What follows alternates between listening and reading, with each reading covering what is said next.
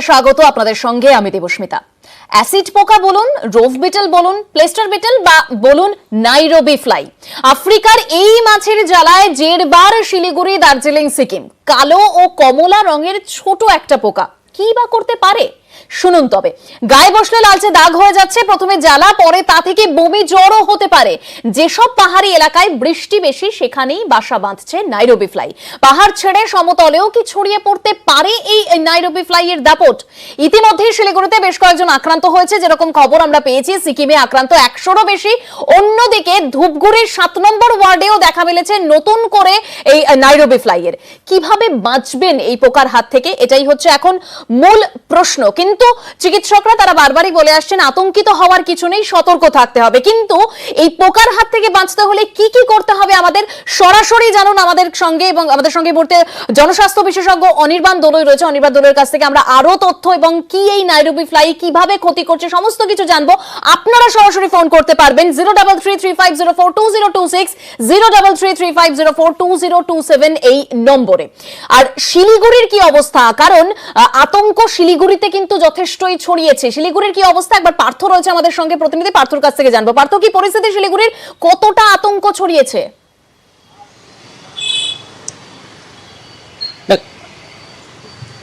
দেখো, তোমাকে জানিয়ে রাখি, গত কয়েকদিন ধরেই কিন্তু এই পোকার আক্রমণে কিন্তু শিলিগুড়িতে কার্যত আতঙ্কের সৃষ্টি হয়েছে। একাধিক ওয়ার্ডে কিন্তু এই আক্রান্তের খবর আমরা পাচ্ছি এবং তাতে কিন্তু বিশেষ করে শিশুদের যেরকম আক্রান্ত হচ্ছে, পাশাপাশি অন্যান্যরাও কিন্তু সব বয়সীরাই প্রায় বলতে গেলে তারা কিন্তু আক্রান্ত। এটাই কিন্তু যথেষ্ট আতঙ্ক ছড়িয়েছে, যেটা শুরু হয়েছিল শিলিগুড়ির 13 নম্বর ওয়ার্ডের। তারপর কিন্তু 13, 14, 25, 32, 31, 30, 2, 5 শুধু শিলিগুড়ির মধ্যে সীমাবদ্ধ নয়। যেটা আমরা খবর পেয়েছি, লেটেস্ট খবর যেটা হলো, পাহাড়ও, দার্জিলিং, কার্শিয়াংও কিন্তু এই পোকার হানায় কিন্তু সন্ত্রস্ত হয়ে উঠেছে ওখানকার বাসিন্দারা। স্বাভাবিকভাবেই কিন্তু যথেষ্ট উদ্বেগে রয়েছে স্থানীয় প্রশাসন। ইতিমধ্যে দার্জিলিং এর জেলা শাসক তিনি কিন্তু একটা নির্দেশিকা জারি করে যাতে জেলাবাসীকে তিনি সচেতন এবং সতর্ক থাকার পরামর্শ দিয়েছেন। একইভাবে শিলিগুড়ি পুরসভাও কিন্তু বিশেষজ্ঞদের মতামত অনুযায়ী, বিশেষ করে পতঙ্গবিদদের মতামত নিয়ে তারা নির্দেশিকা জারি করতে চলেছে।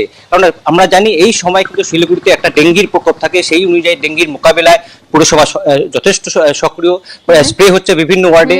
এবার এই রোগের আক্রান্তের হাত থেকে বাঁচতে হয়, তো নাইরোবি ফ্লাইয়ের হানার থেকে বাঁচতে আর কি কি স্টেপ নিতে হবে সেই নিয়ে কিন্তু বিশেষজ্ঞদের সঙ্গে কথা বলছেন শিলিগুড়ি পুরসভা।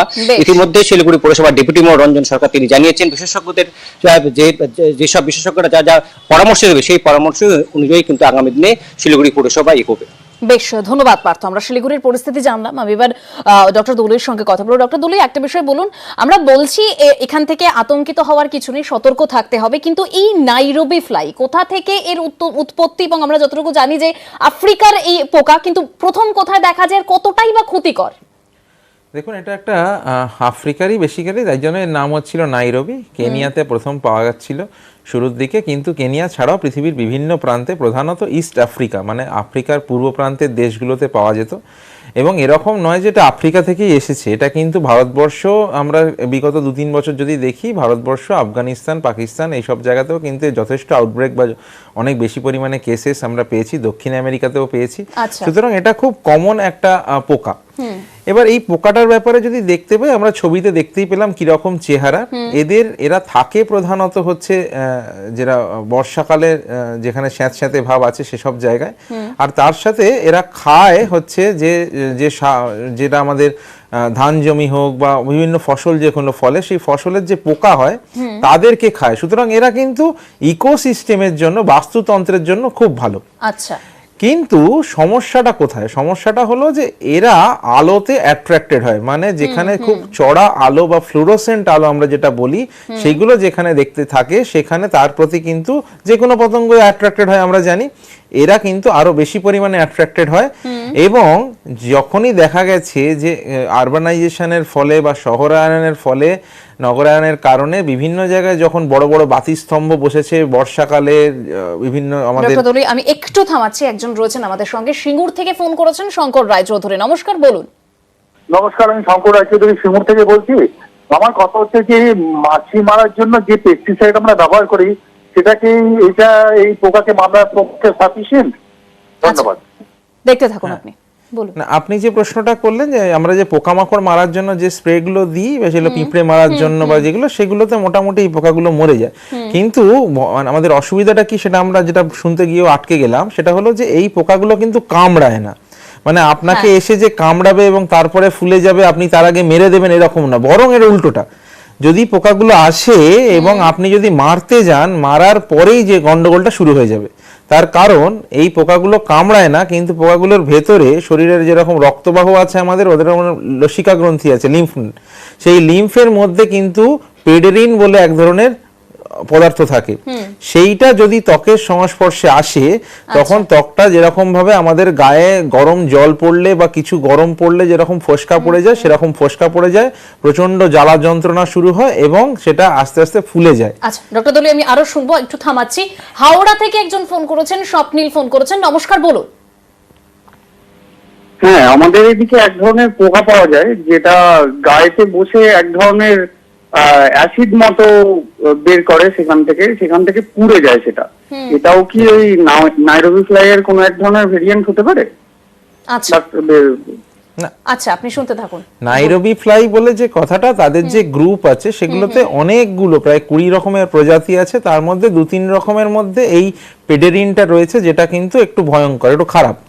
এবং সেটা কিন্তু যে শুধুমাত্রই যে শিলিগুড়ির পার্বত্য অঞ্চল বা শিলিগুড়ি বা সিকিমে পাওয়া যাবে বা আফ্রিকাতে পাওয়া যাবে, সমতলেও পাওয়া যেতে পারে। কিন্তু আমরা কখন এটা নিয়ে বিচলিত হব, যদি না এই প্রকার প্রাদুর্ভাব দেখা যায়, মানে বর্ষাটা অনেক দিন ধরে চললো, আশেপাশে কোনো বড় ধান জমি বা কিছু ক্ষেত রয়েছে, সেখান থেকে পোকাটা আসছে, এবং রাত্রিবেলা অনেক সময় দেখি যে আমরা যে ধানের ক্ষেতের পাশে বা কোনো বড় বড় ক্ষেতের পাশে বাড়িতে লাইট জ্বলছে, সেই তখন কিন্তু পোকার আনাগোনা বা পোকার আক্রমণটা বাড়ে। আরো একবার থামাচ্ছি, দুর্গাপুর থেকে সুরজিৎ বাবু ফোন করেছেন। নমস্কার, বলুন। Respected and very good evening ma'am. বলুন। সুরজিৎ বলছিলাম দুর্গাপুর থেকে। আমার সাংবাদিক বন্ধু পার্থর কাছ থেকে সমস্ত ঘটনায় জানতে পারলাম। আমরা করোনার করল গ্রাফ থেকে অনেক বেরিয়ে আসার পর, সমস্ত কিছু প্রিকশন নেওয়ার পর, সত্যি আতঙ্কর আপনাদের কাছে এই খবর পাওয়ার পর। অ্যাকচুয়ালি দেখুন, একদম কোট অ্যান্ড কোট, আমরা দুর্গাপুর যে অঞ্চলে থাকি সেখানে মশার উপদ্রব নেই কিংবা কোনো পোকামাকড়। এখন আমাদের সত্যি বলতে এরপরও কি আমাদের আবার অলরেডি বুস্টার নেওয়া হয়ে গেছে, আবার কি কোনো বুস্টার কিংবা কোনো মানে ইনজেকশন নিতে হবে কি? ঠিক আছে, ঠিক আছে, আপনি শুনতে থাকুন। আরো একজন রয়েছেন আমাদের সঙ্গে, তামিলনাড়ু থেকে ফোন করেছেন এস কে রহমান। বলুন। নমস্কার। নমস্কার ম্যাডাম। হ্যাঁ, বলিয়ে। যে এখন যে রোগটার যে একটা যে আতঙ্ক ছড়াচ্ছে না, ওটা কোনো ভয়ের কোনো কারণ নেই, কেননা আমারও হয়েছিল, প্রায় 2বার আমার ওই প্রকারে চলেছিল। আচ্ছা, তো ওটা ভয়ের কোনো কারণ নেই, ওটা মানে কোষা পড়ে গেলে যেরকম টাইপের হয়ে যায় ওরকম হয়ে যাবে। তো ওটা থেকে তবে আমাদেরকে সবাইকে সতর্ক থাকতে হবে, ওর ভয়ের কোনো কারণ নেই। আচ্ছা, বেশ, অনেক ধন্যবাদ। মানে এস কে রহমান যিনি ফোন করেছিলেন, তিনি নিজেই বললেন তিনি আক্রান্ত হয়েছিলেন, কিন্তু ভয়ের কোনো কারণ নেই। ওইখানেই এই প্রসঙ্গেই শুধু দুটো কথা বলবো, যে একদমই ঠিক বলছেন উনি। যাদের ক্ষেত্রে সামান্য একটা দুটো পোকা হয়তো লেগে গেছে বা শরীরে ঘুমের ঘোরে আটকে গেছে, তখন ওখান থেকে যে পেডেরিনটা নিঃসৃত হয়ে শরীরে লেগেছে এবং ফোসকা পড়েছে, এগুলো কিন্তু আমরা দেখতে পাই সচরাচর। দেখবেন ঘাড়ের কাছে, গলার কাছে, হাতে, এগুলো কিন্তু হয়ে থাকে, দাগ হয়ে থাকে। ডক্টর দুলে, একটা বলুন, এর কি কোনো ভয়াবহ দিক আছে? হ্যাঁ, এইবার ভয়াবহ দিকটাই আমাদের বুঝতে হবে, যে যদি এটা আমাদের অনেক পরিমাণে আমাদের শরীরে আসে বা কারো কারো ক্ষেত্রে কিন্তু একটু সামান্য ইনফেকশনই অনেক বড় রকমের অ্যাটাক হয়ে দাঁড়াতে পারে। আর একটা জিনিস হলো, যদি আপনি ঘুমের ঘোরে হয়তো আপনার গায়ে এরকম একটা রাসায়নিক পড়েছে, আপনি চুলকে দিয়েছেন নখ দিয়ে, এবং সেই নখের থেকে একটা সেকেন্ডারি ইনফেকশন হয়েছে, তখন কিন্তু এটার বাড়াবাড়িটা শুরু হয়। আচ্ছা ডক্টর, আমি আরেকবার থামাচ্ছি, কারণ শিলিগুড়িতে যিনি আক্রান্ত হয়েছেন তার মা কি বলছেন শোনাবো, এবং পাশাপাশি চিকিৎসক কি বলছেন শোনাবো। চোখটা পুরো লাল হয়েছিল, তারপরে আস্তে আস্তে তখনও বোঝা যায়নি, তারপরে যত বেলা বাড়ছিল তত দেখি র্যাশ মতো মুখে গিয়ে পুরো চোখটাকে কভার করে যাচ্ছিল, চোখের ভেতরটাতে পুরো মানে ইনফেকশনটা হয়ে গেছে, মানে চোখের কোনাটাতে পুরো লাল হয়ে গেছিল। তো তখনই ডাক্তার বললো যে এটা মানে আরো 2 দিন আগে আসার কথা, মানে আসলে ভালো হতো, মানে বেশি ছড়িয়ে গেছে আর কি জিনিসটা, মানে প্রচন্ড জ্বালা, এত যন্ত্রণা, মানে চোখ খুলতেই পারছিল না। কি কারণ হচ্ছে সেটা কি এটা কি করে মানে দেখতে পাইনি না আমরা, রাত্রেবেলা ঘুমেছিলাম, রাত্রেবেলা ঘুমের মধ্যে হয়তো কিছু কামড়ে দিয়েছে হয়তো। আতঙ্কিত হওয়ার কিছু নেই, এটা কিন্তু অনেক পুরনো একটি পোকা, যেটা আমরা অনেকদিন ধরে জানি। হতে পারে এখন এবছরে বর্ষার সময় একবারে অনেক মানুষ এফেক্টেড হচ্ছেন বা অনেকে এই পোকাটা কামড়াচ্ছে, বা তার যে প্রবলেমটা হলো কি তার লালা থেকে যে একটা যে জিনিসটা সিক্রেশন হয় ওটাকে আমরা বলি একটা পেডেরিন বলে একটা করসিভ মানে একটা অ্যাসিডের মতো জিনিস, ওটা যে লেগে যাচ্ছে শরীরে চামড়ায় বা মুখে বা যেখানে টাচ করছে সেজন্য ওই জায়গাটা একটা দাগ পড়ছে এবং ওই জায়গাটা চুলকাচ্ছে, ব্যথা হচ্ছে, কারো কারো জ্বরও আসছে। ইস্ট আফ্রিকা থেকে আসছিল বলে এটার নাম ইস্ট আফ্রিকান একটা ফ্লাই। এটা থেকে কিন্তু বাঁচার উপায় হলো পোকা, যে কোনো পোকা থেকে আমরা যেভাবে বাঁচতে পারি সেভাবেই বাঁচার চেষ্টা করতে হবে। একজন টেলিফোন লাইনে আমাদের সঙ্গে রয়েছেন, শ্রী কলোনি থেকে ফোন করেছেন মানবেন্দ্র মুখোপাধ্যায়। নমস্কার, বলুন। হ্যাঁ, শুভ সন্ধ্যা দিদি ভাই। ডাক্তারবাবুকে শুভ সন্ধ্যা জানিয়ে ডাক্তারবাবুর কাছে আমার এটাই জিজ্ঞাসা, এই নাইরোবি ফ্লাইয়ের সংক্রমিত হওয়ার প্রবণতা কতটা থাকছে এবং এর বিরুদ্ধে প্রতিরোধ গড়ে তুলতে আমাদের কি কি মানে ব্যবস্থা নেওয়া দরকার? বেশ, আপনি শুনতে থাকুন। যে কোনো রকম পোকার থেকে বাঁচতে গেলে আমরা যেগুলো করি, একটু আগে আরেকজন ডাক্তারবাবু বললেন সেরকমই একদম। সুতরাং প্রথমেই আমাদের বুঝে নিতে হবে যে রাত্রিবেলা একটু কেননা রাত্রিবেলার প্রকোপটা বা কামড়টা বেশি থাকা যায়, কামড় না বলে আমি বলবো পোকার থেকে আঘাতটা বেশি হয়, কেননা রাত্রিবেলা লাইটটা যতক্ষণ জ্বলে ওরা লাইটের কাছাকাছি থাকে, যেই লাইটটা অফ হয়ে যায় তখনই টুপ টুপ করে বিছানা বা মেঝের উপর পড়তে থাকে। যদি মশারি টাঙিয়ে শোন তাহলে আমার মনে হয় না যে আলাদা করে কোনো ভয়ের আছে, এবং গা ঢাকা জামা কাপড় পরা, সেগুলো যেমন মোজা জুতো সেগুলো ঠিকঠাক মধ্যে পরা, এবং তার সাথে হচ্ছে আশেপাশের জায়গাটা একটু পরিষ্কার রাখা, তাহলেই মোটামুটি এগুলো থেকে নিষ্কৃতি পাওয়া যায়। এবং যদি কোনোভাবে কারোর এটা হয়েও থাকে, কোথাও একটা লেগে গেছে বা কিছু ঘুমের ঘরে হঠাৎ করে কোনো পোকাটাকে মারিয়ে দিয়েছেন বা শরীরের সাথে লেগে গেছে, সেখানে যে হয়েছে তার সঙ্গে সঙ্গে আপনি ওখানটায় সাবান দিয়ে ভালো করে জল দিয়ে সাবান দিয়ে ধুয়ে নেবেন। আচ্ছা। এবং সেখানে দেখবেন যে সেখানে আর কোনো রিয়াকশন হচ্ছে কিনা, এবং যদি সেখানে কিছু রিয়াকশন শুরু হয়, লাল হয়ে যাওয়া, ফুলে যাওয়া, জ্বর আসা ইত্যাদি যদি শুরু হতে থাকে, তাহলে অবশ্যই সঙ্গে সঙ্গে চিকিৎসকের পরামর্শ নেবেন। তবে একটা কথা, এরকম যদি ফোসকা পড়ে যায় আপনারা কিন্তু ওখানে খোঁচাখুচি করে বা কিছু লাগিয়ে নিজেকে আলাদা করে বাড়িয়ে দেওয়াটাই ভালো। সেকেন্ডারি ইনফেকশন আমি না একটু হয়। থামাচ্ছি, সৌমেন সাউ কাঁথি থেকে ফোন করেছেন। নমস্কার সৌমেন বাবু, বলুন। আমি একটা কথা জানতে চাইছি, আমি কাঁথি থেকে ফোন করছি। তো কাঁথিতে আমাদের এখনো পর্যন্ত সেই রকম কোনো প্রকোপ দেখিনি, তো প্রিকশন হিসেবে আমরা কি করতে পারি? মানে ধরুন এখনো পর্যন্ত আমাদের নেই, তো সেক্ষেত্রে আমরা যদি আগে ভাগে আমরা প্রিকশন নিতে চাই, তো সেক্ষেত্রে আমাদের কি করা উচিত বলে ডাক্তারবাবু সাজেস্ট করবেন? আপনি দেখতে থাকুন। হ্যাঁ, এক্ষুনি বললাম যে কথাগুলো, যে পোকাটা কামড়াতে দেবে মানে পোকাটা আসতে দেবে না, সেটাকে আমাকে প্রিভেন্ট করতে হবে। যেভাবেই হোক পোকাটা যেন আমার কাছাকাছি না আসে। যদি আমি দেখি যে আমার পোকাটা কোনোভাবে আমার গায়ের ওপর বসেছে বা গায়ের ওপর চলে এসেছে, আমরা কিন্তু মারতে যাব না। এটাকে মারা মানেই জানবেন যে ওর দেহের যে রাসায়নিক পদার্থটা আছে সেটা আমার শরীরের সাথে লেগে গিয়ে আবার রিয়াকশন করবে।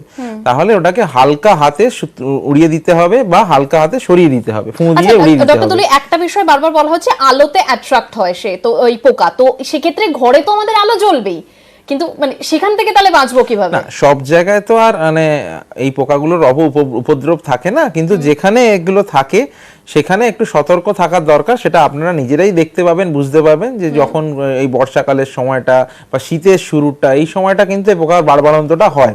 তো সেইগুলো আমাদের একটু খেয়াল রাখতে হবে। আর আলো জ্বালানোর পরে, এই যে বললাম যে রাত্রিরে আলো যতক্ষণ জ্বলছে ততক্ষণ খুব চিন্তার কিছু হয় না, কিন্তু আলো যেই মুহূর্তে নিভে যায় তখনই তো ওরা খুঁজতে থাকে কোথায় যাবে, তখনই কিন্তু বিছানার উপরে বা মাটিতে পড়তে থাকে।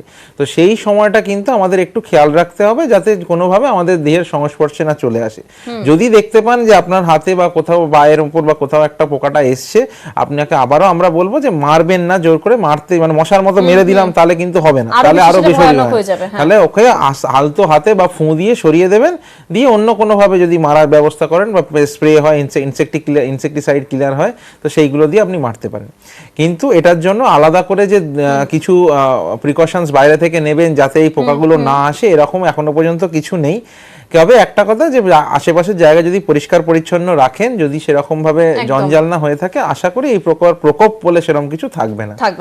ডক্টর তুলি আমাদের সঙ্গে থাকুন। অর্থাৎ আমরা কিছুক্ষণ আগে শুনলাম শিলিগুড়িতে যিনি আক্রান্ত হচ্ছেন তার মা বলছেন খুব জ্বালা করছে এবং যন্ত্রণা করছে। অর্থাৎ এটা কতটা ভয়ানক হতে পারে, কারণ এই যে জ্বালা যন্ত্রণার কথা বলেছে তাতেই আতঙ্কটা বেশি ছড়াচ্ছে। সতর্ক থাকতে হবে। ফিরছি আলোচনায়, সঙ্গে থাকুন। আমরা আলোচনা করছি এই নাইরোবি ফ্লাই বা যা অ্যাসিড পোকা বলেও পরিচিত, এই পোকা কতটা ভয়ের কারণ, অর্থাৎ ভয় পাওয়ার কারণ কি আদৌ আছে? এই প্রশ্ন আমরা আপনাদের কাছে সরাসরি করেছিলাম যে নাইরোবি ফ্লাই নিয়ে ভয়ের কি কোনো কারণ আছে, যেখানে আপনারা জনমত দিয়েছেন 75% মানুষ বলছেন হ্যাঁ, আর 25% মানুষ বলছেন না। আমি ডক্টর দলুইর কাছে যাব। ডক্টর দলুই, ঠিক একদম স্পেসিফিক কিছু জানতে চাইবো, সেটা হচ্ছে গিয়ে আমরা দেখতে পাচ্ছি এই পোকার ফলে অর্থাৎ ত্বকের সংস্পর্শে আসার ফলে একটা দাগ হয়ে যাচ্ছে, পুড়ে যাচ্ছে, যার জন্য এই দাগটা হচ্ছে। আর চোখেও এই পোকার ফলে কতটা ক্ষতি হতে পারে, মানে এই প্রশ্নগুলো তো আসছে। দেখুন, বার্ন ইনজুরি মানে অ্যাসিড বার্ন বা যেরকম একটু গরম জল পড়ে গেলে যে বার্ন আমাদের হয়, যেরকম ফোসকা পড়ে যায়, সেটা থাকতে যেরকম সময় লাগে সেরকমই মোটামুটি 2 সপ্তাহ 2 কিন্তু সময় লাগবে অটোমেটিক্যালি হিল করে যেতে। যদি তার মধ্যে আপনি ওটাকে চুলকে বা কিছু করে যদি ওটাকে ওর মধ্যে ইনফেকশন হয়, সেকেন্ডারি ইনফেকশন হয়ে যায়, তখন কিন্তু আমাদের অ্যান্টিবায়োটিক বা স্টেরয়েড ইত্যাদি জিনিসপত্র লাগতে পারে।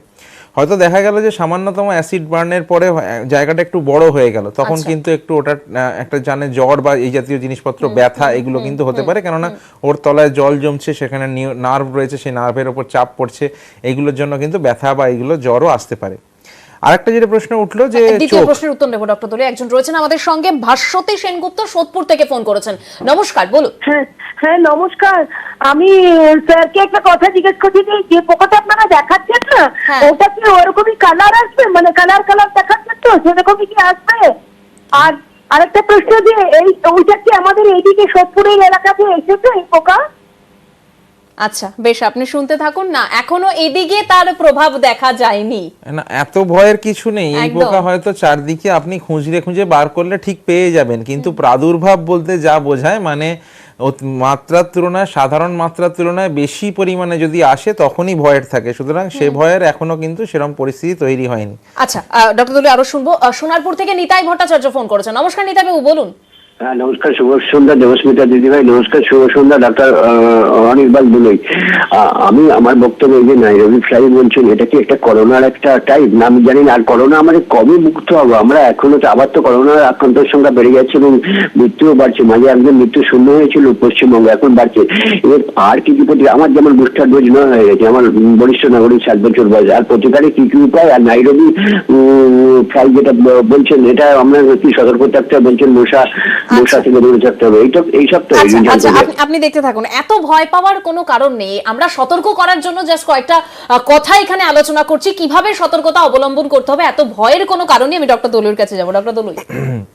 না, নিতাই বাবুকে শুধু একটুকুই বলার যে আপনি পুরো প্রোগ্রামটা শুনুন। ওরকম হঠাৎ করে একটা জিনিস দেখে এরকম আতঙ্কিত হয়ে গিয়ে কোনো লাভ নেই। পুরো জায়গাটা শুনুন, দরকার হলে আরেকবার দেখুন, নিশ্চয়ই খবরের কাগজেও আপনি পাবেন, সেখানেও পড়বেন।